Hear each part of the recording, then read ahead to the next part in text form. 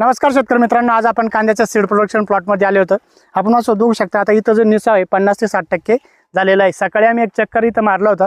भरपूरशा ठिकाणी समस्या जाणवत आहे की या जो टोंगळा आहे गोंडा जो आहे याच्यामध्ये आळाई खूप ठिकाणी दिसली होती। हिरवी आळाई आहे, इझिली दिसत नाही, पण तुम्ही जर का तुमच्या शेत कांदा लावलेला असेल तर निरीक्षण करून बघा। जर कधी तुमच्या इथं हिरवी आळाई असेल तर तुम्हाला त्यासाठी इमामेक्टिन बेंझोएट 20 ग्रॅम न घ्यायचं आहे किंवा इंटर घ्यायचं आहे। याच्या व्यतिरिक्त डेलिगेटही तुम्ही घेऊ शकता, पण याच्या व्यतिरिक्त कुठलंही उग्रवासाची औषधं घ्यायची नाही। आणि फवारणी केव्हा करायची? तुम्हाला फवारणी आपल्याला 5:30च्या नंतरच करायचं आहे। संध्याकाळी 5:30च्या नंतर करायची, सकाळी अजिबात फवारणी करायची नाही। कारण की सकाळी 8 वाजता जे आहे ते मधमाशी इथं पोलनसाठी तयार असते आणि संध्याकाळी 4:30 ते 5 पर्यंत असते। त्यानंतर 5:30च्या नंतर तुम्ही फवारणी घेऊ शकता, जेणेकरून उग्रवास येणार नाही।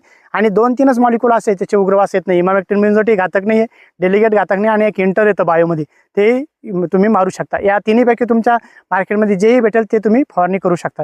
शेतकरी मित्रांनो, तुम्हाला जर कधी आमचा व्हिडिओ आवडला असेल तर व्हिडिओला शेअर आणि फॉलो करायला विसरू नका। धन्यवाद शेतकरी मित्रांनो।